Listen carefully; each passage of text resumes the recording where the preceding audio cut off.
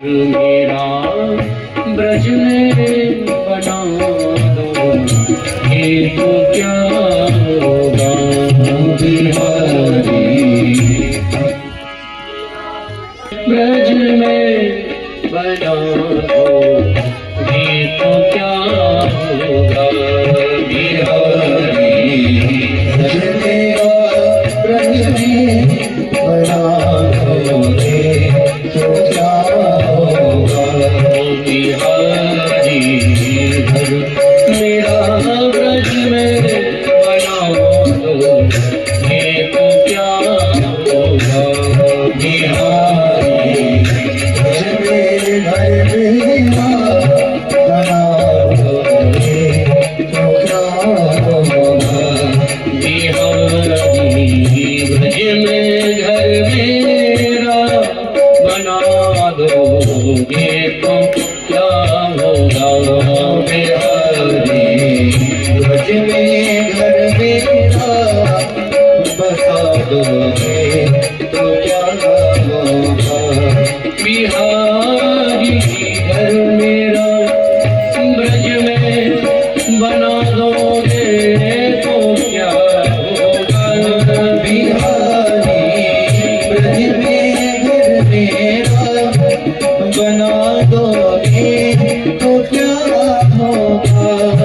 मुझे बोलो बांसुरी अपनी, मुझे बोलो बांसुरी अपनी, सुना दो ये तो क्या होगा बिहारी। ब्रज के घर मेरा बना दोगे तो क्या होगा।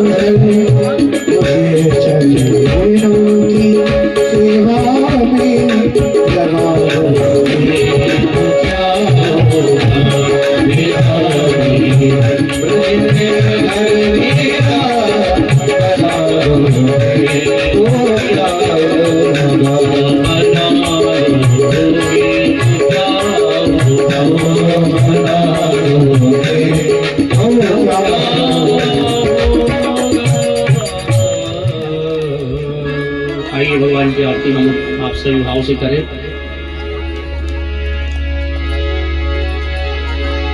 ओम चंद्रमा मनसो जातचितो सूर्यो अजायता सूत्रादय सप्रावण से मुखाग्निरजायता ज्वालामान्नेन मारुतनेश्वर्यै नमः। हे बांके बिहारी तेरी आरती गाऊं, हे बांके बिहारी तेरी आरती गाऊं। ये आरती गाऊं प्यारे तुमको मनाओ, आरती गाऊं प्यारे तुमको मनाओ। हे गिरधर आरती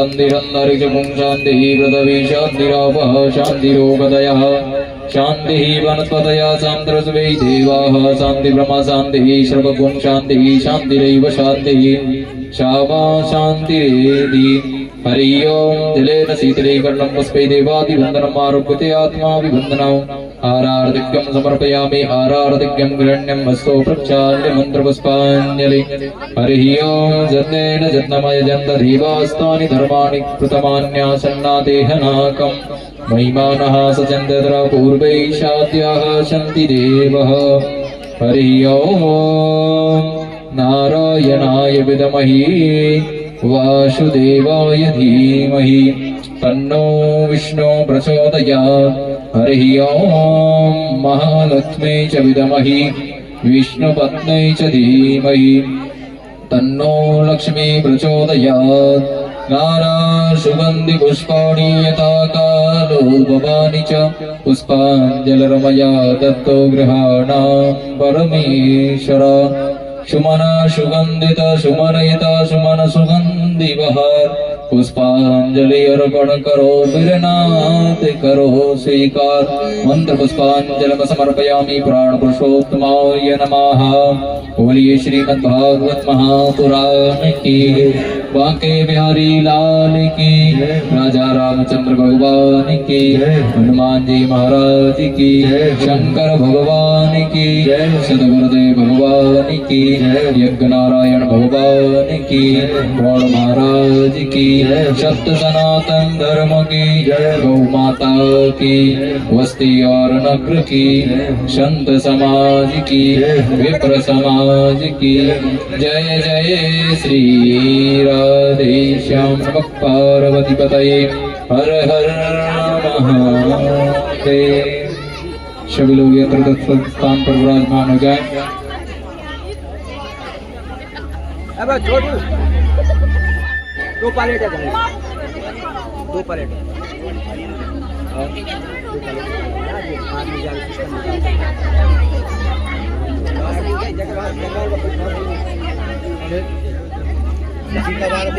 टीका लगा और लगाए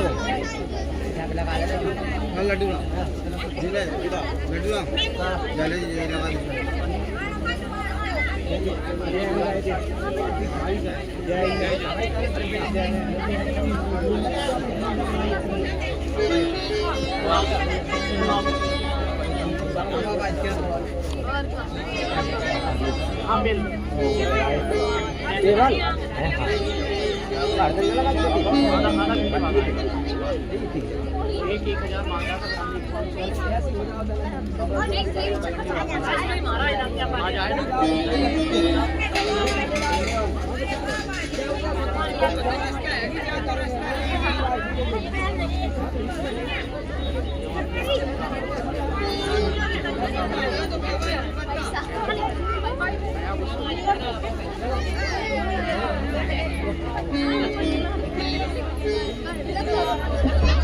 दिया भी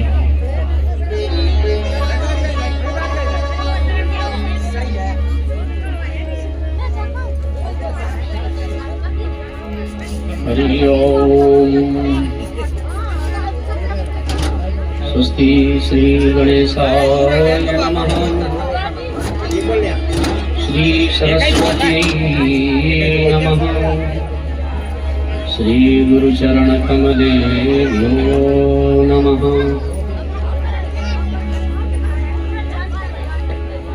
वक्रतुंड महाकाय सूर्यकोटि समप्रभा निर्विघ्नं कुरु मे देव सर्वकार्येषु सर्वदा।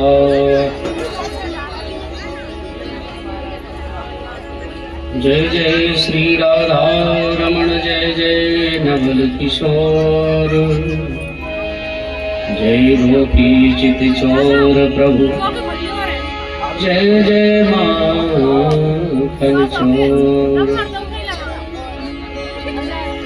लोकाभिरामं रणरङ्गधीरं राजीवनेत्रं रघुवंशनाथं कारुण्यरूपं करुणाकरन्तं श्रीरामचन्द्रं शरणं प्रपद्ये।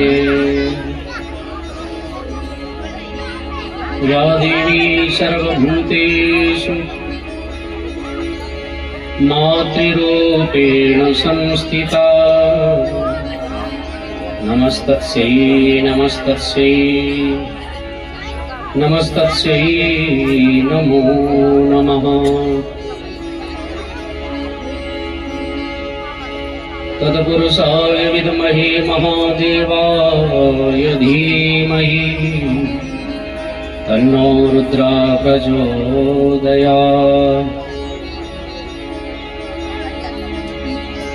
श्री राम कथा के रसिक तुम भगति रास मत धीर, आओ सुआसन लीज प्रभु तेज पुण्य बलशील। गुरुर्ब्रह्मा गुरुर्विष्णु गुरुर्देवो महेश्वर, गुरुः साक्षात् परब्रह्म तस्मै श्री गुरवे नमः। सब द्वार को छोड़ के आयो तिहारी द्वार, श्री वृषभानन की लाडली नित मेरी ओर निहार। बोलिए गणेश जी महाराज की, श्री वृंदावन बिहारी लाल की, ब्रज रामचंद्र भगवान की, शंकर भगवान की, जगज्जननी दुर्गा मैया की, हनुमान जी महाराज की, श्री गौण महाराज की, श्री जिन्न महाराज की, श्री सिद्ध गुरु महाराज की, अपने अपने माता पिता की, अपने अपने गुरुजनों की, सब संतन की, सब भगतन की, महापार्वती पतये हर हर महादेव।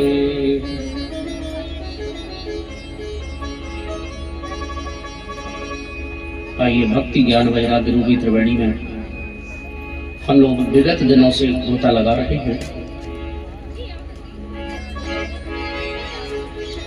इसी क्रम में आज कथा का विश्राम दिवस भी है, तो दोनों हाथ जोड़ करके शब्दमयी वांगमयी प्रतिमूर्ति भागवत महापुराण को प्रणाम करें।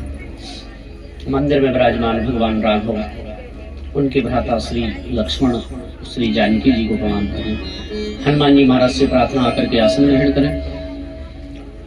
श्री गौण महाराज जो कथा के रसिया, कथा में पधारे हुए समस्त ब्राह्मण देवताओं को व्यासपीठ से नमन। समस्त संगीत कलाकार बंधु, हमारे यजमान श्री राजकुमार सिंह जी यादव, उनकी धर्मपत्नी अशोक सिंह जी यादव, जिनकी धर्मपत्नी कथा के मुख्य यजमान के रूप में विराजमान श्री विजय जी यादव, उनकी धर्मपत्नी, उनके बाल गोपाल, नाती पुत्र, रिश्तेदार जन, भक्तजन, संतजन, ग्रामवासी, क्षेत्रवासी, वयोवृद्ध, बालक बालिकाएं, माताएं बहनें, आइए आज हम विश्राम दिवस की कथा में प्रवेश करें। उससे पहले मन को पवित्र करें, 2 मिनट भगवान नाम, इसके बाद भगवान की कथा हम लोग श्रवण करेंगे। आज चूंकि समय थोड़ा ज्यादा हो गया है, सर्दी का समय है, तो यजमान लोग थोड़े उठने में भी देर लगाई है, क्योंकि हवन हम सोच रहे थे 7 बजे से चालू हो, लेकिन कथा का समय 10 का दिया, तो 10 बजे से हवन ही प्रारंभ हुआ। चलिए, लेकिन जैसी परमात्मा की इच्छा, ठाकुर जी की इच्छा, क्योंकि समय किसी के बंधन में नहीं है, बल्कि हम समय में बंधे हुए हैं। समय को रोक पाना किसी के बस में नहीं है। तो आइए सभी मनवाणी को पवित्र करें और मेरे साथ गाएं, और किशोरी जी से प्रार्थना करें कि हे माँ, ये 7 दिनों में जो हमने कथा सुनी है, जो आनंद हमें मिला है, वो आनंद ऐसे ही जीवन में देते रहे। और भगवान से प्रार्थना करें, क्योंकि सबसे बड़ा मंत्र यही है, भगवान के सामने जाकर के एक बार निष्कपट मन से कह दो कि प्रभु मैं तेरा हूं और तुम मेरे हो। किसी मंत्र को पढ़ने की आवश्यकता नहीं है, लेकिन ये भाव आना बड़ी मुश्किल की बात है। ये भाव तो संतों के हृदय में आता है, इसलिए तो वो घर को त्याग देते हैं, माता पिता को त्याग देते हैं, भगवान को अपना वही बना सकता है जो निष्कपट है, जो निश्चल है, जिसे संसार असार लगता है, असारे संसारी। वैसे सारा संसार असार है। जैसे सपना हम देखते हैं, कभी सपने में हम राजा बन जाते हैं, हजारों नौकर चाकर, सुबह जब नींद खुलती है तो पता चलता है टूटी खटिया पे पड़े। ऐसे ही ये स्वप्नवत संसार है। लगता है कि ये मेरा घर 10 मंजिल, ये मेरी जमीन, ये जायदाद, ये नौकर, ये चाकर, ये मेरे भाई, ये बंधु, लेकिन एक दिन सब छूट जाता है। मिलता है वो बिछुड़ जाता है इस संसार में। और ये संसार सरकती इति संसारा। जैसे 7 दिनों के लिए कथा हुई, कल ना आप हमें दिखेंगे ना हम आपको। ये संसार का नियम ही है।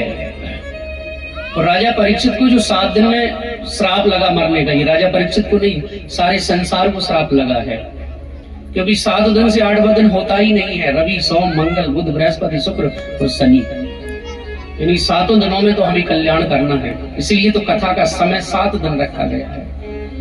वैसे तो महीनों सालों में कथा कभी पूरी नहीं होती, लेकिन विधान 7 दिन का ही संतों ने लिखा है। इसलिए जो संतों के विधान है उनको हम मानते हैं। इस कलिकाल में हम लोग इतना बैठकर भगवान की हरि चर्चा सुन रही है, ये बहुत है।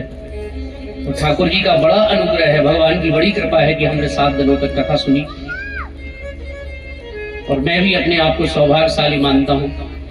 बड़ी बड़ी कथाएं तो हम बहुत करते थे शहरों में, लेकिन फिर हमने कथा यहाँ प्रारंभ की सेमरी टंकी में, जहाँ कथा प्रारंभ हुई। मार साहब जी ने हमसे कहा, बोले महाराज जी इस क्षेत्र को भी आप जैसे वक्ताओं की जरूरत है। हमारा मन भी हुआ, गुरुजी ने भी आदेश दिया कि बेटा जहां दीपक जल रहा है, जहां पहले से हेलोजन चल रही है, वहां प्रकाश है, उस प्रकाश में तुम कथा सुनाओ, कोई बहुत बड़ी बात नहीं। लेकिन जहां अंधेरा है वहां यदि तुम एक चिराग भी जला दो, एक दीपक भी जला दो तो बहुत ज्यादा अच्छा है। इसलिए कोशिश करो, ये नहीं कि हम ही कथा सुनाएं, ठाकुर जी की कथाएं होते रहना चाहिए, चाहे वो किसी रूप में हो। ब्राह्मण विद्वान बदलते रहते हैं, लेकिन कथा कभी नहीं बदलती, कथा वही है। ये तो सुनाने वाला शरीर बदल जाता है, करवाने वाले बदल जाते हैं, करने वाले बदल जाते हैं। तो आज तो विदाई का दिन है, जैसे मिले हैं तो बिछुड़ना तो होता ही है। ठाकुर जी फिर कृपा करेंगे। इसलिए आइए बस भगवान से एक ही प्रार्थना करें कि प्रभु हाँ ये तो सच है गुनहगार हूँ मैं, लाखों गुनाहों का सरदार हूँ मैं, लेकिन हे माँ किशोरी राधा रानी आप भी तो है करुणा की सागर, इसलिए श्यामा तेरे चरणों का तलबगार हूँ मैं। माँ मेरे जीवन में कृपा करना। इसी तरह मन जीवन में बीच बीच में ठाकुर जी से लगता रहे, बस यही जीवन का सार है। क्योंकि भागवत का शुभारंभ भी सत्य से हुआ है, मध्य भी सत्य है जहां भगवान हरि नारायण प्रकटे, और विश्राम जब होता है तो वहां भी सत्य पर ही विश्राम होता है। यज्ञ दान तप ये तो है ही है, लेकिन धर्म केवल एक ही है, धर्म न दूसरा सत्य समाना, आगम निगम पुराण बखाना। इसलिए कलयुग ने प्रारंभ में ही धर्म के 3 पैरों को काट दिया। ये भागवत में आप लोगों ने द्वितीय दिवस में सुना होगा। धर्म के कितने पैर थे? 4। चारों पैरों के नाम क्या है? याद करके रखो ये सब चीजें। सत्य, दान, दया, पवित्रता। 4 पैर कलयुग के। उसके 4 पैर कलयुग ने जो 3 पैर काटे हैं, धर्म के 4 पैर, सत्य, दान, दया और पवित्रता। सबसे पहले उसने एक पैर काटा जिसका नाम है पवित्रता। कलयुग में कोई पवित्र रहना चाहे, यदि आपने कहीं भी बोतल का भरा हुआ पानी पी लिया, आप पवित्र नहीं रह सकते। किसने भरा है, कैसे भरा है, क्या डला है, पता नहीं। पवित्रता समाप्त की सबसे पहले। फिर लोगों के हृदय से दया रूपी पैर को काटा। दया, आज लोगों के हृदय में दया नहीं है, पहले दया भाव था। तीसरा पैर काट दिया दान। दान जानते हैं आप? आप कहेंगे महाराज जी आप ये गलत कह रहे हैं, दान तो आज भी हो रहा है, लेकिन आज हो तो रहा है, लेकिन आज दान का दिखावा ज्यादा हो रहा है, दान हो कम रहा है। दान लोग करवाते हैं तो बड़ा दिखावा करते हैं। मैंने इसी इलाके में ऐसी ऐसी कथाएं देखी हैं जिनमें माइक से एक एक घंटे नाम बुलवाए जाते हैं, फलाने ठाकुर साहब के 100 रुपये, फलाने के 200, फलाने 500। ये मंच इस चीज के लिए नहीं है। हमें अगर धन कमाना होता तो हम आज जितनी पढ़ाई हमने रात रात भर जग के वेद मंत्रों को याद किया है, वो पढ़ाई अगर हम यहाँ करते तो आज ISI अधिकारी होते। धन कमाने के रास्ते बहुत है, लेकिन ये मंच धन कमाने का नहीं है।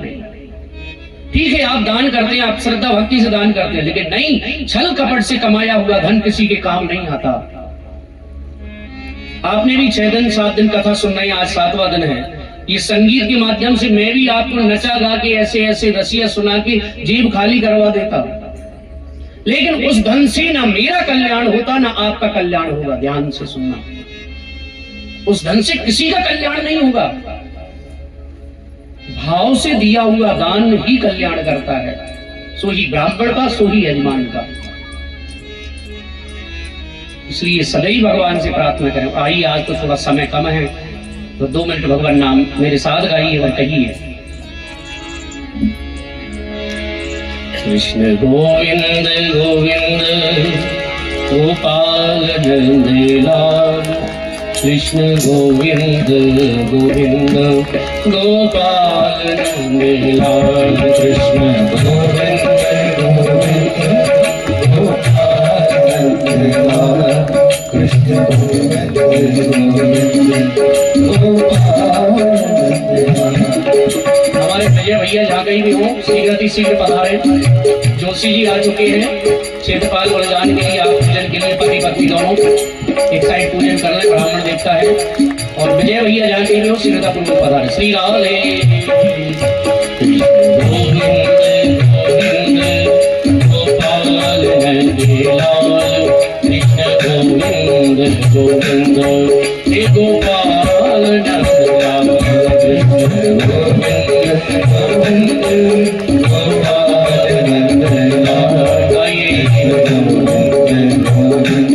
हे गोपाल नंदलाल, हे गोपाल नंदलाल, हे गोपाल नंदलाल, हे गोपाल नंदलाल, हे गोपाल नंदलाल, हे गोपाल नंदलाल।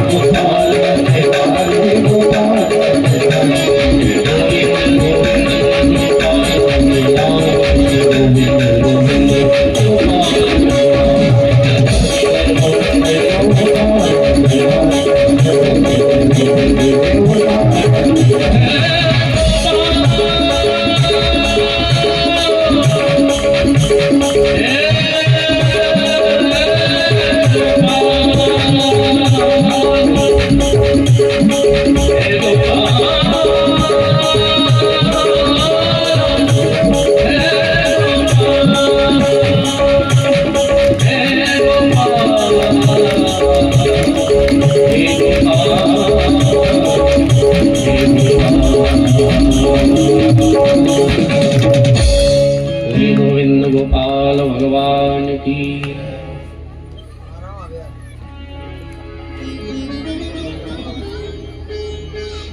आइए हम लोग उसी कथा प्रसंग पर चले।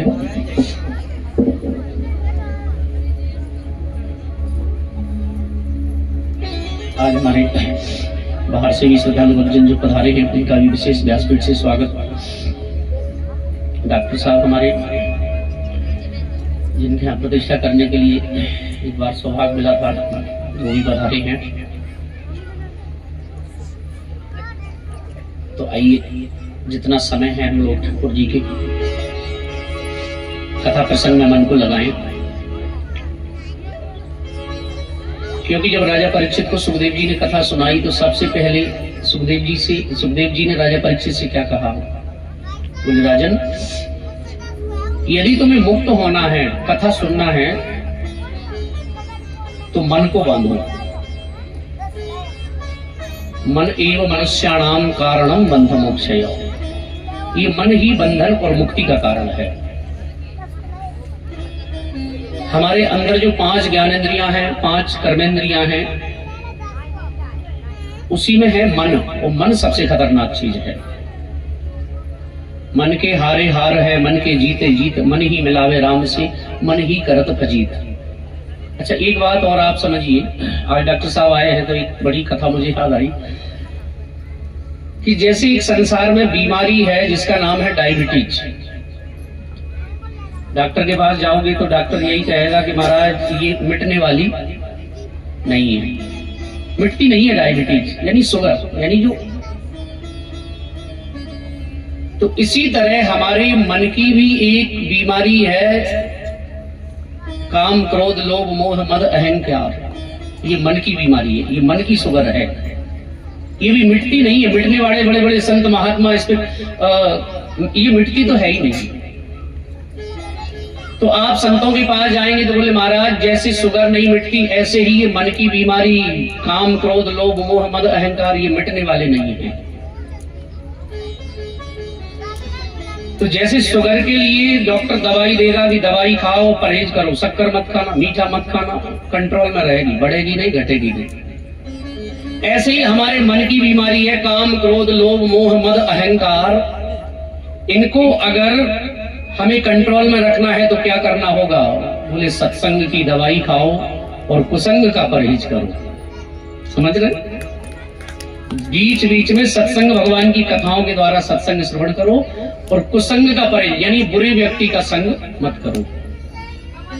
शराबियों का संग करोगे तो शराबी बन जाओगे, ज्वाड़ियों का संग करोगे तो ज्वाड़ी बन जाओगे। इसीलिए तो हमारे सूरदास जी एक बड़ा पावन काव्य लिखते हैं, बड़ा पावन एक पद लिखते हैं, तजोरे मन हरि विमुखन को संग, जिनके संग को मति उपजत है, पढ़त भजन में भंग। तो कल की कथा में भगवान नंद नंदन यशोदा नंदन का विवाह रुक्मणी जी के साथ हुआ। वैसे भगवान के विवाह हुए हैं 16,108, लेकिन आज थोड़ा समय कम है मेरे पास, तो मैं सारे विवाहों की कथा आप लोगों को नहीं सुना सकता। एक पावन प्रसंग आप लोगों को आज श्रवण कराएंगे जो है सुदामा चरित्र।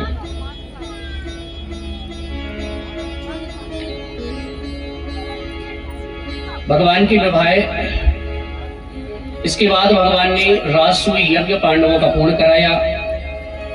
जरासंध का उद्धार भगवान ने भीमसेन के द्वारा कराया, और भगवान ने यज्ञ में सबको भाग दिया, लेकिन स्वयं लोगों की जूठी पत्तल उठाने वाला जो भाग है वो स्वयं लिया। यज्ञ चाहे कहीं भी हो, चाहे वो बामोरी में हो, चाहे भागवत ज्ञान यज्ञ हो, यज्ञ में कोशिश करें कि सबसे पहले तो जूठा अन्न ना छोड़े, उतना ही ले जितना जरूरी है। और जो हम लोग बफर सिस्टमों में अन्न का दुरुपयोग कर रहे हैं उसका परिणाम बहुत भयानक होगा। कथाएं सुनकर के जीवन में बदलाव करें, उतना ही लें जितना हमको, जितना खाओ जितना मन है उतना ही लो। ठाकुर जी ने जूठी पत्तल उठाना स्वीकार किया। शायद भगवान ठाकुर नंदन बताना चाहते हैं कि सेवा करना ही सबसे बड़ा धर्म है। सेवा से कभी मत मुकरो कि महाराज हम बड़े आदमी, हम पैसे वाले हैं, सेवा। मैंने ऐसे ऐसे लोगों को वृंदावन में, जहां हम आश्रम में रहते थे, वहां देखा है। बड़े बड़े करोड़पति व्यक्ति भी जब भोजन करते थे तो भोजन के बाद पत्तल को स्वयं उठाते थे। मैंने ये देखा है अपने जीवन में। ये कोशिश करो, ये नियम है, ये संतों के नियम है, ये भक्तों के नियम है। यदि तुम भक्त बनना चाहते हो ये सब नियम फॉलो करो। आगे भगवान के एक सखा है बचपन के, जिनका नाम है सुदामा। लोग सुदामा जी के बारे में कहते हैं कि सुदामा जी दरिद्री थे। कई पुस्तकों में मैंने पढ़ा है, लेकिन भागवत में कहीं नहीं लिखा कि सुदामा जी दरिद्री थे। दरिद्र किसे कहेंगे? दरिद्रो यस्तु असंतुष्टो। दरिद्र वही है जिसके जीवन में संतोष नहीं है। तो जब आवे संतोष धन तो सब धन धूरी समान। तो यहां एक सुखदेव जी महाराज कथा राजा परीक्षित को सुनाते हैं कि दरिद्र कौन है। किसी नगर का एक राजा किसी नगर के राजा पर चढ़ाई करने के लिए जा रहा था, सेना लेकर के। रास्ते में एक संत जा रहे थे तो उनको एक कौड़ी मिली, फूटी कौड़ी। उन्होंने उठा करके कमंडल में रख ली। लोगों ने पूछा कि संत महाराज आपको धन की क्या आकांक्षा, आप इस कौड़ी का क्या करोगे? संत भगवान बोले कि मेरे तो किसी काम की नहीं, लेकिन कोई दरिद्री मिलेगा मैं उसे दूंगा। तो वो सेना जा रही थी तो संत भगवान ने पूछा कि ये सेना कहां जा रही? बोले सामने वाले राजा पर चढ़ाई करने। क्यों चढ़ाई कर रहे हैं? बोले उसको, राजा को परास्त करके उसका धन हमारे राजा लूटेंगे। संत ने पूछा क्या तुम्हारे राजा पर धन कम है? क्या तुम्हारे राजा के पास धन की कमी है? बोले नहीं, अपने धन को राजा और बढ़ाना चाहते हैं। संत ने कहा मिल गया मुझे जिसकी तलाश थी। यानी जिसके जीवन में संतोष ही नहीं है, सबसे बड़ा दरिद्री वही है। राजा हाथी पर बैठ करके आए। सैनिकों ने कहा बाबा जी हट जाओ, नहीं मारे जाओगे। लेकिन संत भगवान बोले कि राजन आज मैं तुम्हें कुछ देना चाहता हूँ। राजा नीचे उतरे और सोचा संत ना जाने क्या देंगे। हाथ आगे किया, फूटी कौड़ी हाथ पे रख दी राजा की। राजा बड़े क्रोधित हुए कि महाराज मेरे घर करोड़ों की संपत्ति, अरबों की संपत्ति, और आप मुझे ये फूटी कौड़ी दे रहे हो। संत भगवान कहने लगे राजन मैंने बहुत दरिद्री देखी है, लेकिन तुम्हारे जैसा दरिद्री मैंने संसार में कभी नहीं देखा। क्यों? बोले तुम्हारे जीवन में इतना पैसा होते हुए भी तुम अपने धन को और बढ़ाना चाहते हो, तुम्हारे जीवन में संतोष नहीं है। इसलिए सबसे बड़ा दरिद्री कौन है? जिसके जीवन में संतोष नहीं है। हमारी भी जब फसल निकलती है तो अगर 15 क्विंटल गेहूं भी निकले ना एक बीघा में, तो भी कहते हैं का एक कट्टा खाद और दो हो तो ना, तो 2 क्विंटल और बढ़ जाता है। तो समझ लेना हम भी दरिद्रपन को ही याद कर रहे हैं। ठाकुर जी जो दे रहे हैं उसमें संतोष नहीं है। तो जब आवे संतोष धन तो सब धन धूरी समान।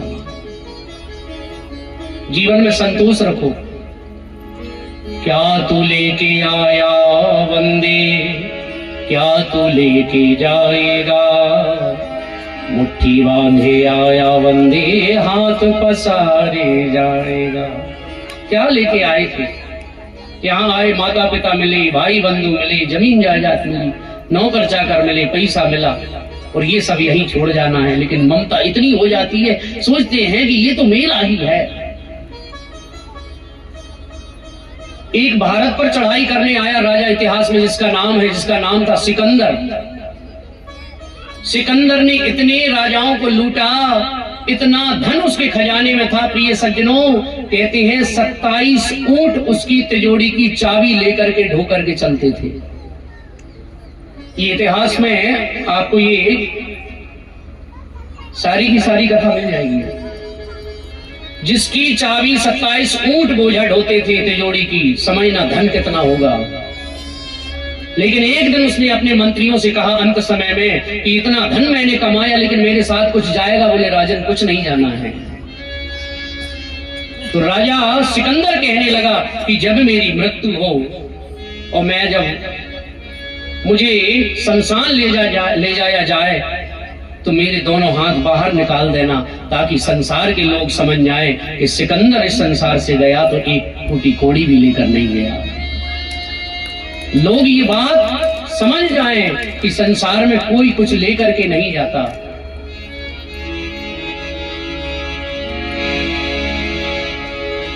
तो सुदामा जी गरीब तो हैं सुदामा जी, लेकिन दरिद्री नहीं है। कृष्णस्यासीद सखा कश्चित ब्रह्मणो ब्रह्मवित्तमा, भगवान के सखा है, लेकिन उन्होंने मन को जीत लिया। कभी कभी 4-4 दिन भोजन नहीं मिलता, भूखे रह जाते हैं, लेकिन कभी धर्म के पथ को नहीं छोड़ा। ये कथा एक सुदामा की नहीं, अपने जीवन को सुधारने की कथा है। सुदामा जी ने कभी ना रोष किया, ना कभी प्रसन्नता अपने मन में लाई। सुदामा जी जैसे हैं वैसे हैं, और नियम भी है कि 5 घर से ज्यादा जाते नहीं मांगने। 5 घर में जाते हैं, किसी ने दे दिया तो ठीक, और नहीं दिया तो सुदामा जी लौट के चले जाते हैं। सुदामा जी का परिवार, सुदामा जी की पत्नी का नाम सुशीला। सुशीला भी कभी कभी कहती कि स्वामी हमारे बच्चे भूखे हैं, कब भोजन मिलेगा। लेकिन सुदामा जी एक ही बात कहते कि देवी जिस दिन भगवान की कृपा होगी उस दिन हमारे घर में अन्न जरूर होगा।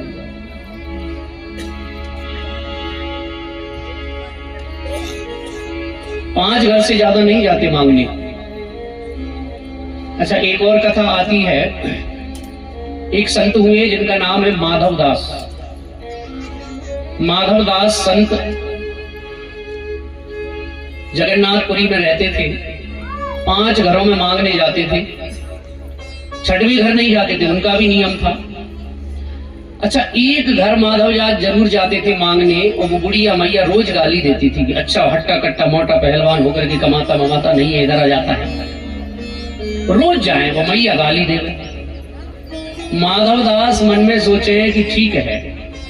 लोगों ने माधव दास से कहा भी कि माधव दास, तुम जिस घर में जाते हो वो मैया रोज गाली देती है, तुम ऐसे घर में क्यों जाते हो? माधव दास कहने लगे कि धन्य है संसार में मुझे अन्न देने वाले बहुत हैं, लेकिन जो मैया देती है वो संसार में कोई नहीं देता। गाली तो देती है, मुझसे कुछ लेती तो नहीं।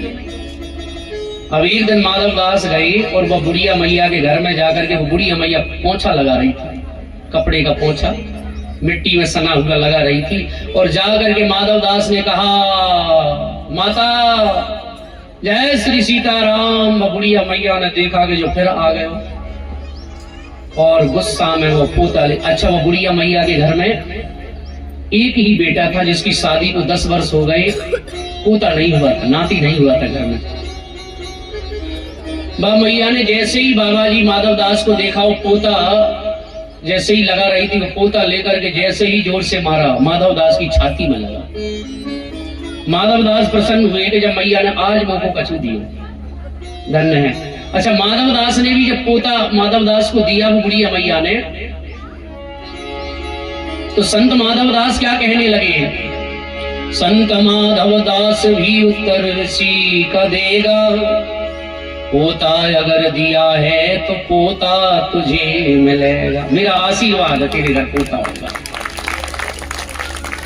अब महाराज माधव दास आश्रम में आए, तो कुछ समय के बाद वो बुढ़िया मैया के घर पोता हुआ। बुढ़िया मैया के पोता हुआ तो बुढ़िया मैया रोने लगी।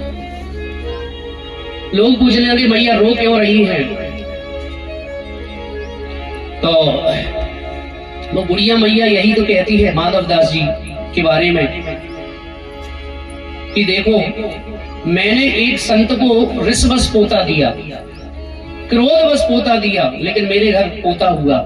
जो मैं ऐसे संत को अगर मैंने पोता दियो न प्रेम से रिसवश दीनो मार, ऐसे पुण्यन सो सखी मेरे पोता खेलत द्वार। और अगर जो मैं ऐसे संत को देती प्रेम प्रसाद, तो घर में सुत उपजते ध्रुव प्रहलाद समान। मेरे घर अगर मैं प्रेम से पोता देती तो मेरे घर ध्रुव प्रहलाद जैसे बालक पोता होते। तो सुदामा जी भी 5 घरों में जाती है, 5 घर से 6वें घर नहीं जाती। किसी ने दे दिया तो ठीक, नहीं दिया तो आ जाते हैं। सुदामा जी के बच्चे रोते हैं, पूछते हैं पिताजी अब हमसे रहा नहीं जाता, अब कब भोजन मिलेगा। इधर भगवान की जो धर्म पत्नी है रुक्मणी जी, जो लक्ष्मी जी है, रुक्मणी जी से रहा नहीं गया। रुक्मणी जी ने कहा प्रभु आपका मित्र सुदामा, लेकिन आपने उसकी गरीबी नहीं मिटाई। तो भगवान कहते हैं देवी जब तक जीवन में समय नहीं आता मैं भगवान होते हुए भी अपने मित्र की गरीबी नहीं मिटा सकता। इस कथा से सीख लेना, जब तक जीवन में हमारी गरीबी है उस गरीबी में भी प्रसन्न रह करके समय बिताओ। एक दिन समय ऐसा भी आएगा, जब समय आएगा तो ठाकुर जी हम पर कृपा जरूर करेंगे। वो गरीबी एक ऐसा अभिशाप है प्रिय सज्जनों, गरीब से कोई बात करना पसंद नहीं करता। कहा भी है किसी संत ने, बन जाते हैं रिश्तेदार जब पैसा पास होता है, टूट जाता है गरीबी में जो रिश्ता खास होता है।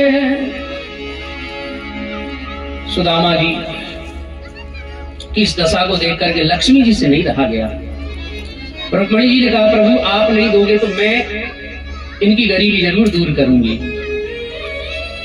भगवान कन्हैया बोले कि देवी समय नहीं आया तो तुम लक्ष्मी होकर भी उसका कुछ नहीं कर सकती, उसकी गरीबी दूर नहीं कर सकती। क्यों?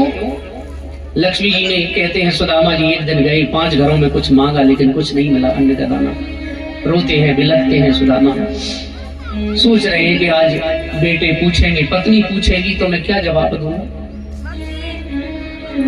लेकिन उसी रास्ते में, जिस रास्ते से सुदामा जी आ रहे थे, वहीं पर लक्ष्मी जी ने, रुक्मणी जी ने बहुत बड़ा भंडार खोल दिया। पूड़ियां बन रही हैं, सुंदर भोजन बन रहा है, लोग भोजन पा रहे हैं। लेकिन सुदामा जी का नियम पक्का था, सुदामा जी ने उस भोजन की तरफ देखा भी नहीं, क्योंकि मैं 6वें घर में नहीं मांगूंगा, चाहे मैं भूखा ही मर जाऊं। और सुदामा जी की जो पूजन भगवान ने की है, ध्यान देना, इसी नियम की तो पूजन की है। जिन्होंने इंद्रियों को जीत लिया उसी भाव की तो पूजन भगवान करते हैं। सुदामा जी आ रहे थे तो लक्ष्मी जी ने कहा अरे बाबा जी आप कुछ यहाँ से पूड़ी उड़ी ले जाओ। लेकिन सुदामा जी कहने लगे नहीं, मेरा नियम है देवी, मैं कभी 5 घर से 6वें घर नहीं मांगता। लक्ष्मी जी ने कहा धन्य है सुदामा तुम्हारा नियम। अरे तुम नहीं मांग रहे हो, बल्कि मैं तुम्हारे बच्चों को कुछ रख देती हूँ, तुम ले जाओ। एक पोटली में पूड़ी, सब्जी, बूंदी इत्यादि बांध दी। सुदामा जी ने पोटली कांधे पर लटकाई, प्रसन्न हो गए। आज मेरे बच्चे भोजन करेंगे, आज मेरे बेटे भरपेट भोजन करेंगे। लेकिन प्रिय सज्जनों, जब तक जीवन में सुख नहीं है हम सुख भोग नहीं सकते। सुदामा जी जा रहे थे, पैरों में बीमारियां, पैरों में कांटे चुभे हैं, और सुदामा जी को ऐसा ठेका लगा, सुदामा जी धड़ाम से नीचे गिरे और जो पोटली में भोजन था वो बिखर गया। इधर उधर से कुत्तों ने आकर के उस भोजन को जूठा कर दिया। लक्ष्मी जी बड़ी दुखी हुई। भगवान ने लक्ष्मी जी से कहा देवी तुम्हें पता है मैंने कहा था जब तक जीवन में सुख नहीं है तब तक सुख मिल नहीं सकता। हमारे जीवन में भी हम कितने भी मकान बनवाएं, कैसी भी सुंदर व्यवस्था करें महाराज, लेकिन अगर हमें महलों का सुख नहीं है तो हम महलों का सुख नहीं ले सकते। हमारे जीवन में भी हम मेहनत करते हैं, महल बनवाते हैं, अटाली बनवाते हैं, लेकिन समय आता है कि अब सुख मिलेगा बुढ़ापे में जाकर के। लेकिन बुढ़ापे में क्या, उन्हीं पिताजी की खटिया को फिर दालान में लगा दिया जाता है। सुख कहाँ है? ये तो संसार दुखालय है, यहाँ हम सुख की कामना करते हैं। सुख है कहाँ महाराज? कोई तन दुखी, कोई मन दुखी, कोई धन विनय रहते उदास, थोड़े थोड़े सब दुखी, सो सुखी राम के दास। भगवान के दास बनो तो ही जीवन में सुख है। इस धन से सुख मिलता तो कहते हैं बड़े बड़े जो करोड़पति हैं उनको सुख मिल जाता है। ये धन सुख के लिए नहीं है।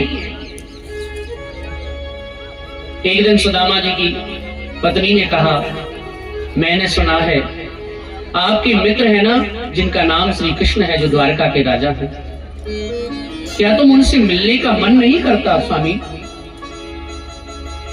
सुदामा जी कहने लगे, देवी मेरा मित्र नहीं, वो तो मेरा लंगोटिया यार है। तो कृष्ण जैसा मित्र पाकर के कौन उसका दर्शन नहीं करना चाहेगा? लेकिन मैं क्या करूं, जब भी मुझे दर्शन करना होता है मैं ध्यान में जाकर के दर्शन करके आ जाता हूं। सुदामा जी की पत्नी बोली कि लो, जब ये शरीर से नहीं जाएंगे तो पता कैसे चलेगा हमारे घर कितनी गरीबी। महाराज एक बार आप जाओ तो सही, भगवान इतना धन देंगे कि कहीं जाने की आवश्यकता नहीं पड़ेगी। सुदामा जी ने सुना कि देवी अगर धन की इच्छा से भेजोगी तो मैं कभी जीवन में नहीं जाऊंगा।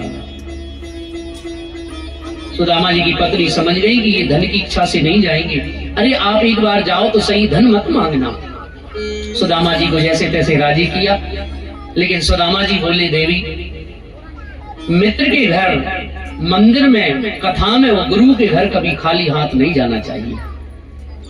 इसलिए तो हमने प्रथम दिन कहा था ना, कथा में आओ तो ऐसा नहीं कि धन ही लेकर आओ, अन्न ही लेकर आओ, नहीं, फूल लेकर भी आ सकते हो, तुलसी दल भी ठाकुर जी को ला सकते हो। ये कथा का नियम है माताएं। देखिए हम कथा करने आए ना आए ये अलग बात है, लेकिन अब जब भी कथा हो ये कथा का नियम बनाओ। कथा में जब भी जाओ भले ये फूल लेकर के जाओ, तुलसी दल लेकर के जाओ, अगर हमारे घर व्यवस्था है तो फल लेकर के जाओ ठाकुर जी। ये कथा का पहला नियम है।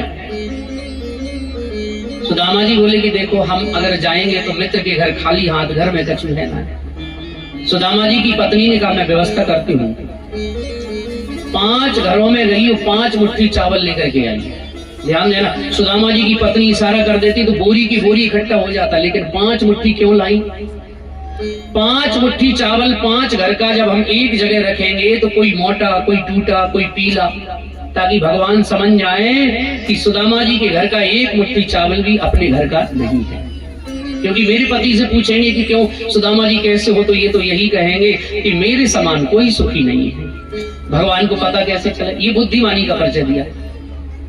और ऐसे कपड़े में बांध रही है सुदामा जी की पत्नी सुशीला, जो 1 बालिस्त का है और 10 जगह से सिला हुआ है फटा, ताकि भगवान देखते ही समझ जाए कि सुदामा जी के घर 1 बालिस्त कपड़ा भी साबुत नहीं है।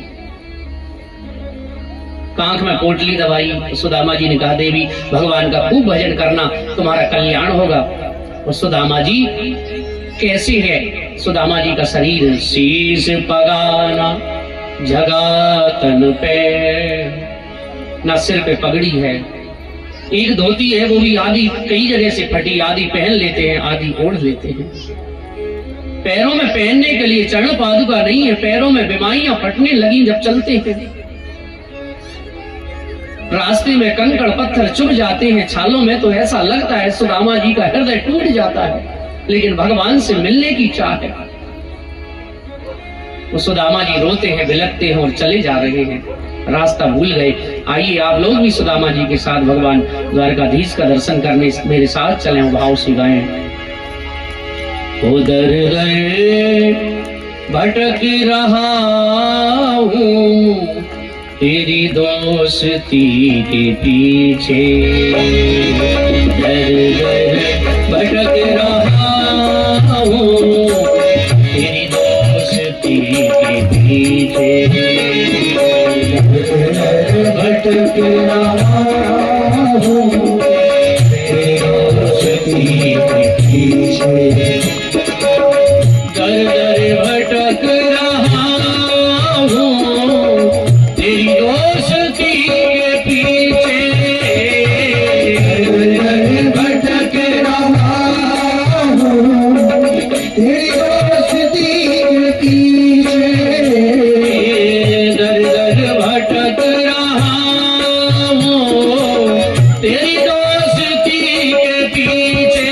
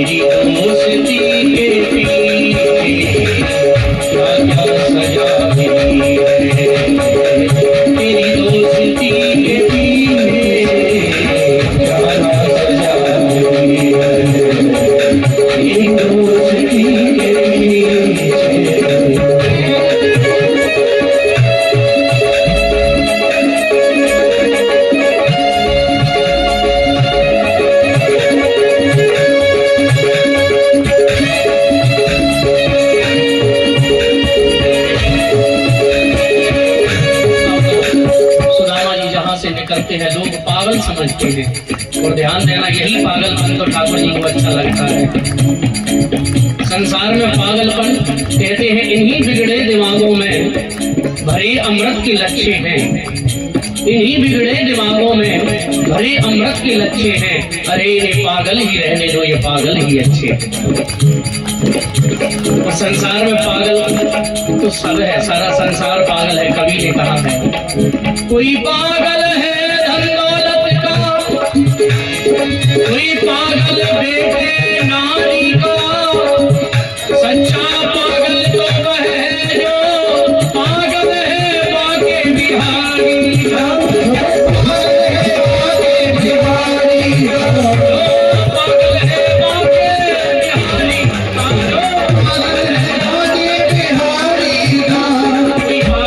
चांदी को लेकर के पागल है कि मेरे पास धन है, सोना है, चांदी है।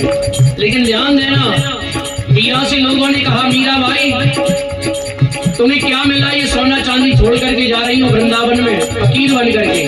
तो मीरा कहती है किसी के हाथ में हीरा, किसी के नाक में हीरा, किसी के हाथ में हीरा, किसी के नाक में हीरा, किसी के हाथ में हीरा। मुझे हीरा से क्या मतलब, मेरा गोपाल है हीरा, क्या क्या सजा मिली है तेरी दोस्ती के पीछे, सजा मिली है तेरी दोस्ती के पीछे, दर भटक रहा हूँ तेरी दोस्ती के पीछे, दर भटक रहा हूँ तेरी दोस्ती के पीछे।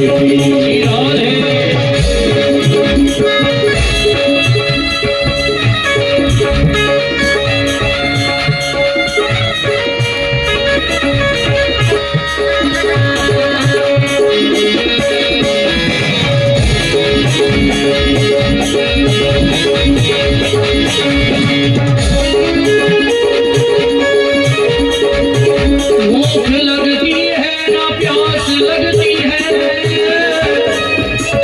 जिंदगी अब उदास लगती है, कैसे आऊं रे श्याम तेरी नगरी, अब आस भी निराश लगती है, उधर दर भटक रहा हूँ तेरी दोस्ती के पीछे।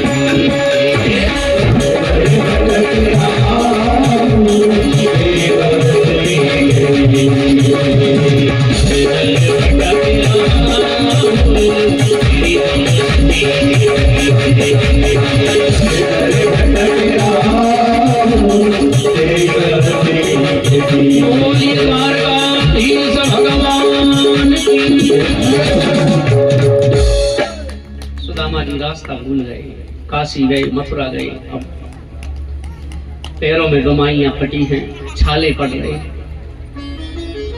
कहीं कंकड़ आ जाता है, सुदामा जी की हृदय से आह निकल आती है।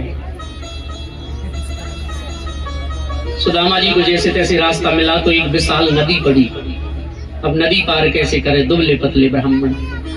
ध्यान से सुनना माताएं, सुदामा चरित्र की कथा सुखदेव जी ने राजा परीक्षित को और हम सबको इसलिए तो श्रवण कराई है जिससे हमारे जीवन में भगवान ठाकुर जी ही हमें धन रूप में मिल जाए, इस संसार की गरीबी मिट जाए। सुदामा चरित्र की कथा सुनने से जीवन की गरीबी मिट जाती है। कहते हैं सुदामा जी सोच रहे हैं, सुबह तक बैठे, कोई केवट आएगा मुझे पार करेगा, लेकिन कोई नहीं आया। एक बात और आप लोगों के लिए आज मैं कथा के माध्यम से श्रवण करा देता हूँ। सुदामा जी कोई और नहीं, पूर्व जन्म में सुदामा जी वही केवट थे जिन्होंने राम जी को गंगा से पार लगाया और कहा था आए हो तुम मेरे घाट तो पार मैंने उतार दियो, आऊंगो जब तेरे द्वार तो पार मोही उतारियो। आज द्वारकाधीश भगवान के कान में ये बात पहुंची कि अब समय आ गया, जो केवट ने मुझसे वचन भरवाए थे तो भगवान स्वयं केवट बनकर के प्रकट हुए। बोल भक्त वत्सल। कोई चलने वाला है, सुदामा जी बैठ गए नौका में, भैया ले चलो। अब देखिए स्वयं भगवान ठाकुर जी आ गए और ध्यान देना, गरीबों को तो भगवान बिना पैसे के ही पार लगा देते हैं, लेकिन भगवान परीक्षा लेते हैं पहले सुदामा जी के लिए। अब जो केवट बन के आए, केवट ने पूछा क्यों सुदामा जी? ओ महाराज बाबा जी कछु पैसा देला है कि ऐसी? सुदामा जी उतर गए, बोले लाला हम पे कछु है ना है, हमको तुम पार करोगे, हमें ना जानो। लेकिन भगवान बोले आइए, आप जैसों को तो बिना पैसे के पार लगा देता हूँ, ये मेरा कर्तव्य है। सुदामा जी बैठ गए, भगवान नौका चलाने लगे। सुदामा जी माला लेके जय श्री कृष्ण भजन कर रहे हैं माला लेकर के। भगवान रोने लगे कि धन्य है, संसार बदल गया लेकिन मेरा सुदामा नहीं बदला। धीरे धीरे समय बीता। सुदामा जी से कन्हैया पूछ रहे हैं कि अरे महाराज जी कहाँ जा रहे हो? बोले द्वारकाधीश भगवान हमारे मित्र हैं, उनसे मिलने जा रहे हैं। भगवान हंसे भी, वाह महाराज, कहाँ सोने पे रहने वाले, सोने के नगर में रहने वाले राजा, वो कहाँ आप? सुदामा जी बोले अरे केवट भैया, तू अपने जीवन भर नौका ही चलाई है, तू मेरे कन्हैया को ना जाने? मेरो कन्हैया ये ना देखे, मेरो कन्हैया सोनो चांदी ना देखे, मेरो कन्हैया रूप ना देखे, मेरो कन्हैया तो मन को देखे। अब तो सुदामा जी ने जब ये बात कही तो भगवान ने पार लगा दिया नौका से और सुदामा जी से वहीं पार लगा करके और चले गए। सुदामा जी इतने थक गए कि वहां सोए और समय अब आ गया गरीबी मिटने का। भगवान ने माया को आदेश दिया, जाओ और जाकर के सुदामा जी को सोए हैं नदी किनारे और पहुंचा दो कहां? द्वारकापुरी। देखिए जो व्यक्ति माया का त्याग करता है फिर भगवान माया को ही उसे लेने के लिए पहुंचाते हैं, और जो माया के पीछे भागता है तो फिर भगवान और माया दोनों ही भाग जाती है। इसलिए कोशिश करो, ठाकुर जी को पकड़ोगे, ठाकुर जी को अपना मानोगे, माया अपने आप चल करके तुम्हारे कदमों में आएगी। ये भागवत की नितांत सत्य बात है, ध्यान देना, मैं नहीं कह रहा हूँ, भागवत की बात है। सुदामा जी सोए थे नदी के किनारे, जागे तो जय श्री कृष्ण की आवाज आ रही है, भैया ये कौन सी नगरी है? बोले ये तो भैया द्वारकापुरी है। सुदामा जी दौड़े दौड़े गए प्रधान द्वार पर और द्वारपालों से कहा, लोग तो भजन गाते हैं कि सुदामा जी को धक्के दिए, कहीं ये किया, लेकिन भागवत में ये नहीं लिखा। भगवान के पार्षद कौन है? जय और विजय। भगवान ने आदेश दिया है कोई संत ब्राह्मण रात्रि के 12 बजे भी आए तो उसे आकर के मेरे पास लेकर के आओ, ये भगवान का आदेश है। खड़े रहिए। और जाकर के द्वारपालों ने भगवान से कहा, भगवान भोजन करके शयन करने वाले थे, ठाकुर जी से कहा कि महाराज एक कोई ब्राह्मण आया है। कैसा है वो ब्राह्मण? शीशे पागाना जगा तन पे, यही आए के वाहे बसो के ही ड्रामा, धोती पटी सिलटी दोपटी अरु पाए पा नहीं तो नहीं सामा।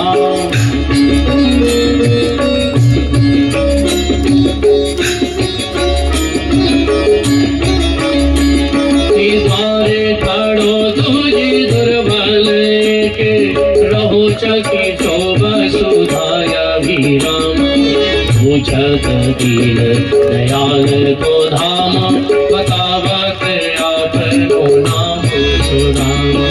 पूछत दीन दयाल को धाम, बतावत आपको। जैसे ही भगवान ने सुदामा नाम अपने कानों से सुना, भगवान नंगे पैर दौड़ गए। भगवान ने पहली ड्योढ़ी पार की, पीछे पीछे संतरी मंत्री चल रहे हैं। ब्रह्मा के लिए भी अगर भगवान से मिलना है तो कई दिनों प्रतीक्षा करनी पड़ती है, लेकिन आज ऐसा कौन आ गया जिसे मेरे भगवान द्वारकाधीश स्वयं जिन्हें मिलने जा रहे हैं। जाकर के प्रधान द्वार पर भगवान ने जैसे ही सुदामा को देखा, धन्य है आज भक्त और भगवान का मिलना जैसे हुआ। सुदामा जी को हृदय से भगवान ने लगा लिया। बोलिए भक्त वत्सल भगवान की।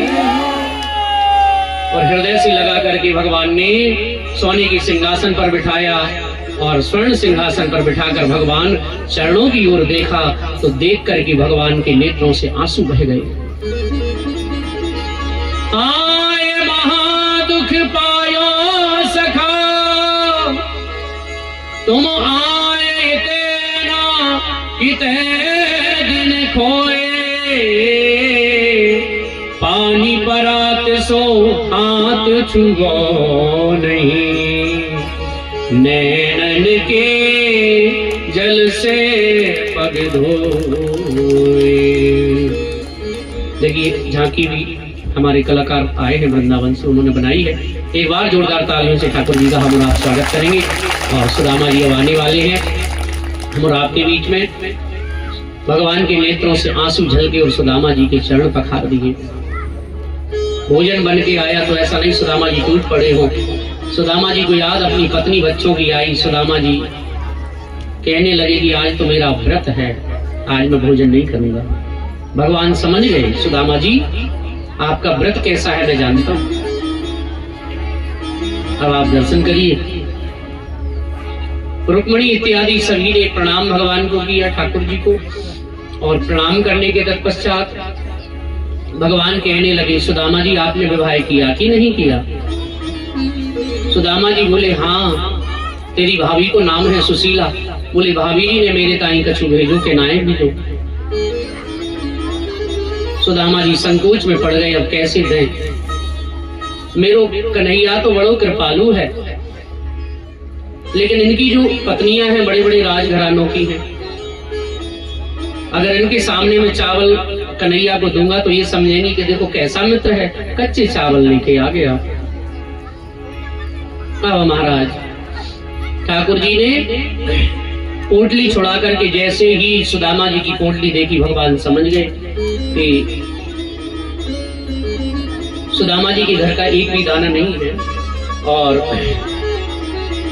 सुदामा जी जैसे ही पोटली खोली, एक मुट्ठी चावल जैसे ही सुदामा जी के भगवान ने मुख में लिए हैं। आप लोग दर्शन करें तो यहाँ सुंदर वर्णन आता है।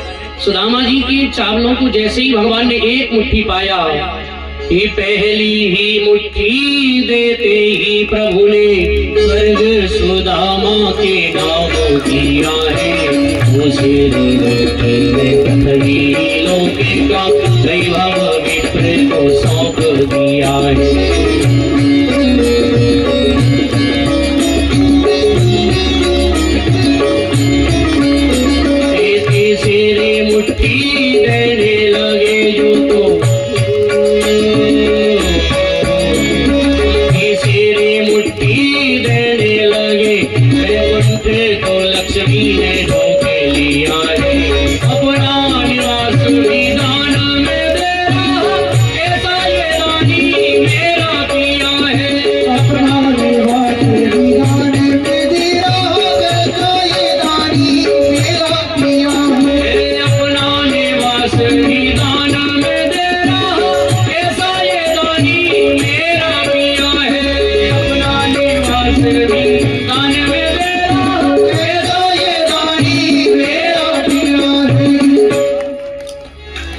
दो मुट्ठी में ही पृथ्वी लोक का स्वर्ग लोक का राज्य भगवान ने सुदामा जी के नाम कर दिया। तीसरी मुट्ठी खाने लगे, रुक्मणी जी ने रोक लिया। क्या दिया क्या नहीं दिया किसी को पता नहीं, केवल रुक्मणी जी को पता है। तो सुदामा जी एक रात्रि से ज्यादा नहीं रुके।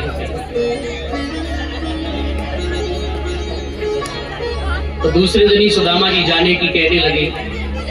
भगवान ने भी नहीं रोका। भगवान ने जाते समय पूछा, सुदामा जी भाभी जी ने मेरे लिए कोई संदेशा भेजा है? तो कन्हैया को सुदामा जी संदेशा सुना रहे हैं कि तेरी भाभी ने कहा है, 1 मास 2 पात में 2 एकादशी होए, मेरे घर गोपाल जी नित्य एकादशी होए। भगवान ने भी आशीर्वाद दिया, होनी थी सो हो गई, अब अनहोनी नहीं होए, भाभी तेरे घर में अब नित्य द्वादशी हो। सुदामा जी को 6 महीने आने में लगे, 6 महीने जाने में लगे। और जहाँ उनका कुटिया थी वहाँ बहुत बड़ा नगर बन गया। सुदामा जी ने जब ये देखा, ठाकुर जी ने ये लीला की है। ठाकुर जी परम कृपालु हैं, परम दयालु हैं। बोल भक्त वत्सल भगवान की।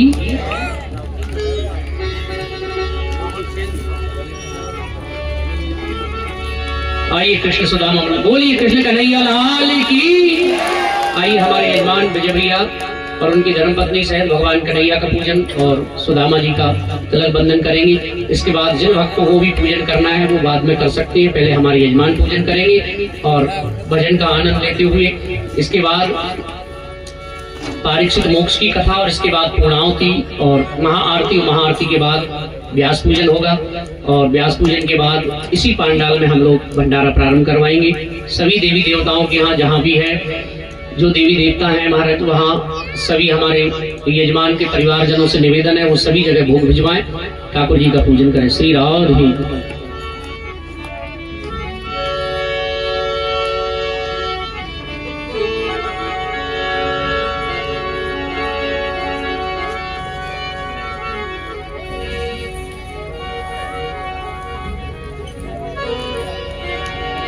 आइए भजन का आनंद लेंगे हम और ठाकुर जी का पूजन जब तक हमारे यजमान और उनके बड़े भैया अगर हैं तो वो भी पूजन करें, उनके पिताजी अगर हैं जो भी यजमान हैं वो सभी पूजन कर ले और इसके बाद फिर कथा को आगे बढ़ाएंगे। भाव से आप लोग एक भजन का आनंद लेंगे।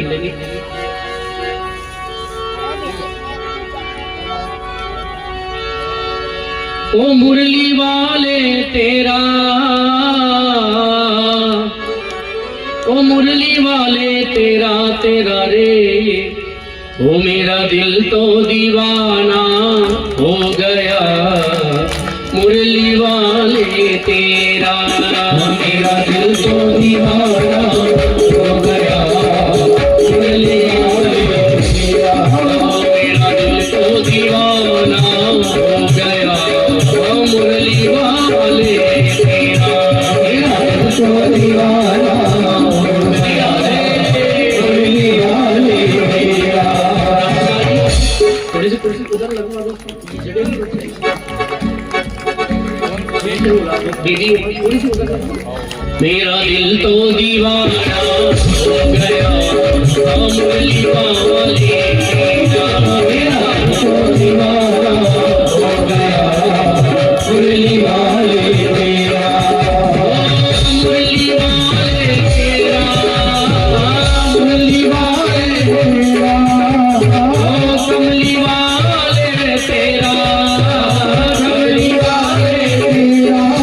मेरा दिल तो दीवाना हो गया। मुरली वाले तेरा, मेरा दिल तो दीवाना हो गया। कमली वाले तेरा।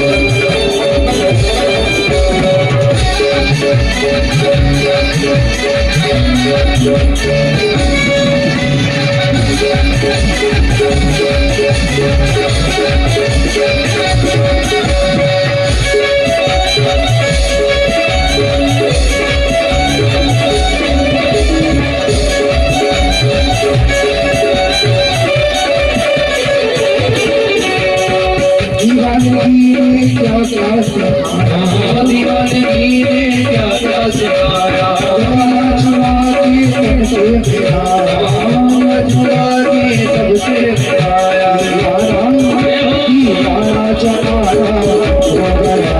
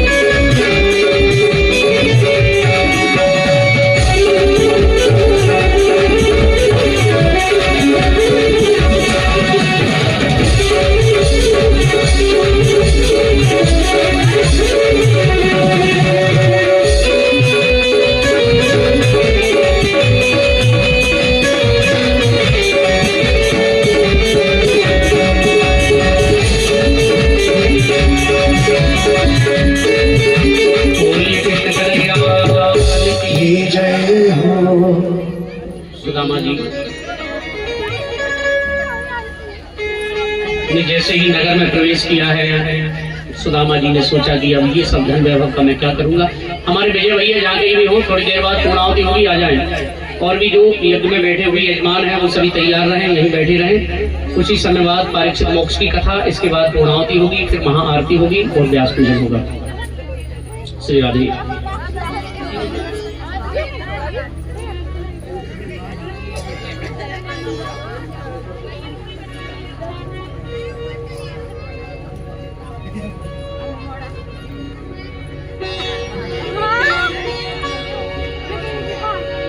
सुदामा जी कहने लगे कि ये धन वैभव लाला तूने हमें काहे को दियो, इससे हमारा मन बिगड़ जाएगा। लेकिन भगवान कहते हैं मेरा प्रसाद है, इसका उपभोग करो। आगे सुदेव स्वामी वर्णन करते हैं 11-12 स्कंद में कलयुग के दुर्गुणों का वर्णन है, 27 गुरुओं का वर्णन आगे सुखदेव स्वामी वर्णन करते हैं और भगवान की कथा श्रवण कराते हैं। सुखदेव जी महाराज जंगल की ओर प्रस्थान कर जाते हैं, क्योंकि समय बड़ा बलवान है। 7वें दिन परीक्षित के पुत्र जन्मे ने कांच का महल बनवाया, लेकिन तक्षक सर्प पुष्प में बैठ करके आया और नासिका में दंश दिया, शरीर जल करके राख हुआ। विमान में बैठ करके राजा परीक्षित भगवान के हमको प्राप्त हुए हैं। आइए हम आप बड़े ही प्रेम से भागवत के अंतिम श्लोक का पाठ करें।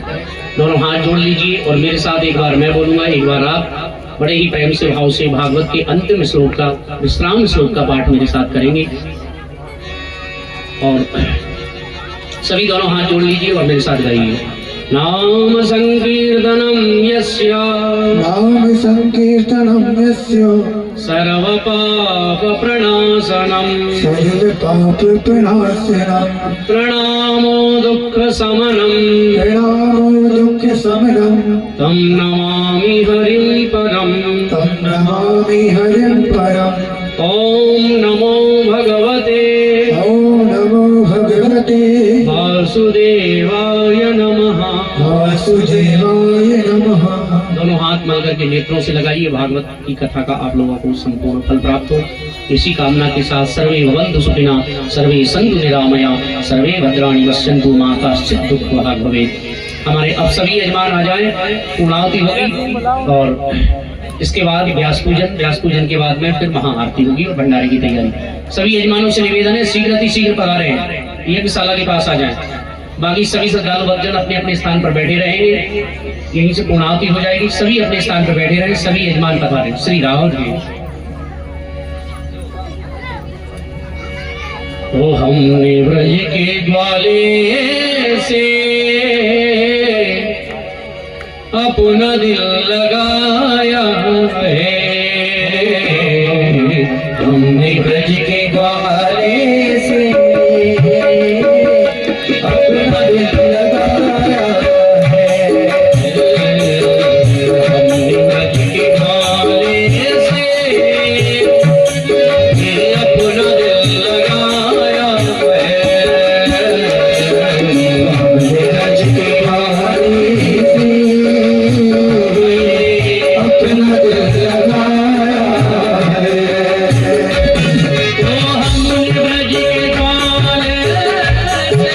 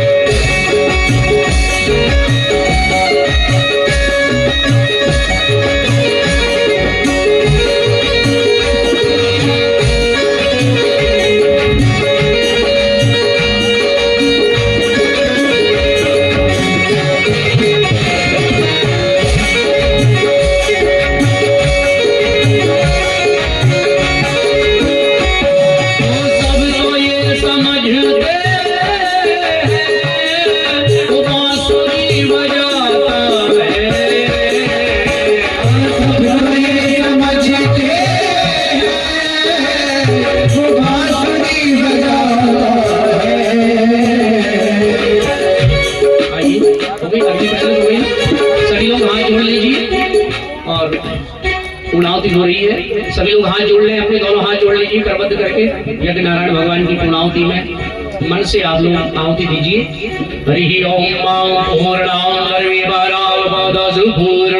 पुनरावदा व्यसनेन वकरेणां वायगामोरजग्गं साधकरदा सिन्धोरिव प्राध्वाने सौघनासौ पादप्रमेयः पदयन्ति जह्वाः ओम नारायणाय स्वाहा। बोलिए नारायण भगवान की, बोलिए पुरुषोत्तम नारायण भगवान की, श्री भागवत भगवान की, श्री रामचंद्र भगवान की, शंकर भगवान की, जगत जननी दुर्गा मैया की, ब्रह्मगौण महाराज की जय जय श्री राधे। बसों धारा करवाइए घी की। ओम भजोः पावद्रामासि सदाधारं भजोः पावद्रामासि सहस्रधारं माहुदेव स्वासाविदः पुनाद वजोः पावद्रीण सदाधारेण सुवाकामगुच्छः वसोधारायै नमः। यज्ञ की भस्म से तिलक कीजिए पहले ठाकुर जी को, वहीं से ऐसे चल दीजिए और उसके बाद यजमानों को लगाइए। पहले ठाकुर जी को, फिर सभी यजमानों को लगा दो यज्ञ की भस्मी। हाथ जोड़ लीजिए सभी, यज्ञ नारायण भगवान से प्रार्थना करें। यज्ञ रूप प्रभु हमारे भाव उज्ज्वल कीजिए, छोड़ देवे छल कपट को मानसिक बल दीजिए। वेद की बोले ऋचाए यज्ञ पर उपकार में, धर्म मर्यादा चला कर लाभ दे संसार में। नित्य श्रद्धा भक्ति से यज्ञादि हम करते रहे, रोग पीड़ित विश्व के संताप सब हरते रहे। यज्ञ के उपरांत मृडाग्नि को थोड़े से हाथ दिखा करके और शरीर पर लगाइए, जिससे हमारे रोग दोष भगवान शांत करें। ऐसी कामना करें, इस यज्ञ का पूर्ण फल हमें मिले। और आइए भोग लगवा दीजिए। भोग लगवाने के बाद में अब हमारे यजमान प्रधान यजमान श्री विजय भैया अपनी धर्मपत्नी के साथ में मंच पर आएंगे और भागवत जी का पूजन व्यास पूजन करेंगे। और यहाँ से जो चावल दिए जाएंगे माताएं ध्यान देना, वो चावल लाल कपड़े या पीले कपड़े में बांध के रखना है, जहाँ धन पैसा रखते हैं या जहाँ अन्न रखते हैं गेहूं इत्यादि। ठीक है, विजय भैया और सभी लोग पहले यजमान आएंगे, पहले विजय भैया और उनके पिताजी और उनके बड़े भैया और समस्त उनके परिवार वाले एक एक करके व्यास पूजन, और यहाँ से माताएं चावल का प्रसाद लेती जाएंगी। और आइए अब समय आता है विदाई का। हम और आप ठाकुर जी की कृपा रही, और जो आप लोगों के लिए 7 दिनों तक हमने टूटी फूटी वाणी में भगवान की कथा सुनाई है, हमारे विजय भैया ने भी कोई कसर नहीं छोड़ी, बड़े भाव से सबका सेवा की है, सबकी ही भाव से ही पूजन किया है, भाव से ही कथा करवाई है।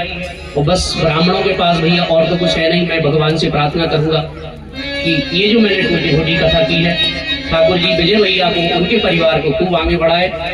और देखिए, मिलना होता है तो बिछड़ना भी होता है। जिस हंसी खुशी से हमने आज कथा सुनी है, और अब जाने का समय है, क्योंकि हमको दूसरी जगह कथा के लिए पहुंचना है। और जहाँ बहुत विद्वान आएंगे, जहाँ प्रवचनों का समय है, हमको भी 1 घंटे का समय मिला है छत्तीसगढ़ में, तो हम वहाँ अब कथा के लिए निकलेंगे। कल ही हमको निकलना है। पहले हमारे विजय भैया पूजन करेंगे भागवत जी का, व्यास पूजन। ऐसा नियम है कि आपने 7 दिन तक कथा सुनी है तो भागवत जी का पोथी पूजन और व्यास पूजन किया जाता है। मैं ये धन के लिए नहीं कहता कि आप मुझे पैसे चढ़ाने के लिए यहाँ आए, नहीं। व्यास पूजन का मतलब है आप तो भले ही पत्र पुष्प अर्पण करें, लेकिन जिनको करना है मन से, जिनका मन है वो करिए भाव से। चलिए अभी अभी कीजिए। तो बस सभी से विश्राम में एक भजन हम आप लोगों के लिए गाएंगे। सभी लोग प्रसन्न रहें, सभी लोग सुखी रहें, बस जीवन की यही कामना है। और अगर मेरे द्वारा सुनाई हुई कथा में आपको कोई चीज, कोई बात अच्छी लगी हो, वो अपने जीवन में उतारें। और यदि मेरी वाणी से या हमारे किसी भी कलाकार या किसी भी ब्राह्मण से कोई अगर आपको वाणी के द्वारा, मन के द्वारा ठेस लगी हो, उसके लिए हम तो वैसे ही आप लोगों से छोटे हैं। राम कथा में श्रोता वक्ता ज्ञान निधि कथा राम की गूढ़। तो सभी से दोनों हाथ जोड़ करके आप लोग बालक समझ करके मुझे क्षमा करें अगर कोई गलती हुई हो साधनों में। तो बस सबसे अंत में एक भजन और इसके बाद हम लोग फिर भगवान की आरती करेंगे, भंडारा प्रारंभ होगा।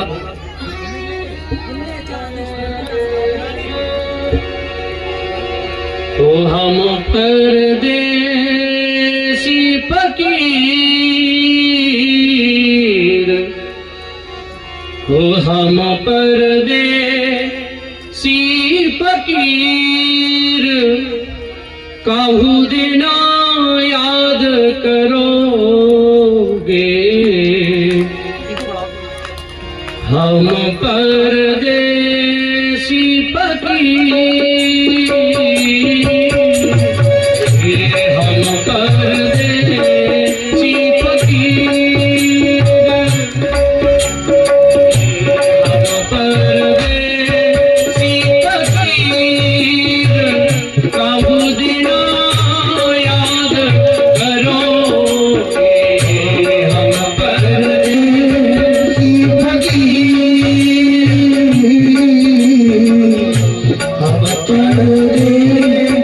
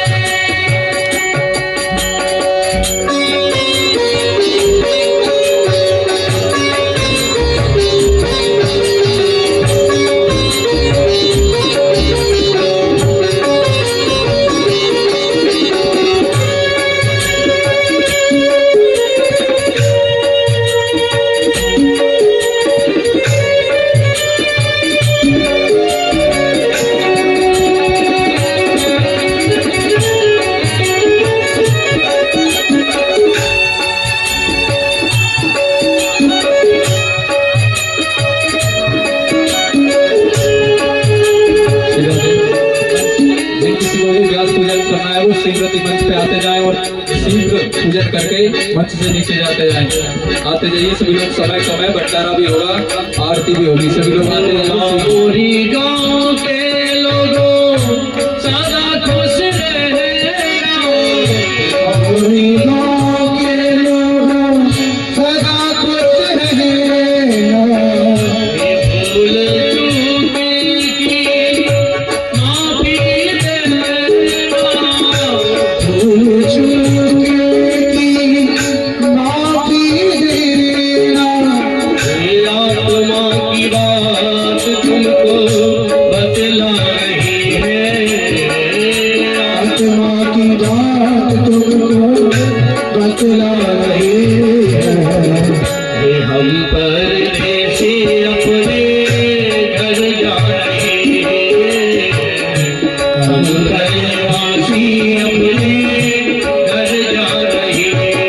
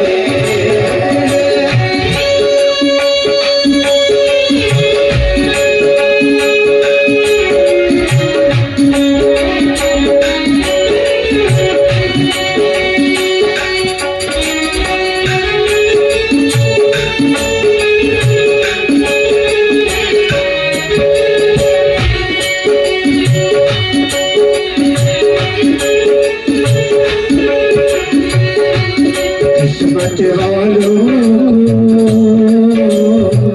मिलता है सिर्फ तेरा दरबार, किस्मत वालों मिलता है शाम तेरा दरबार।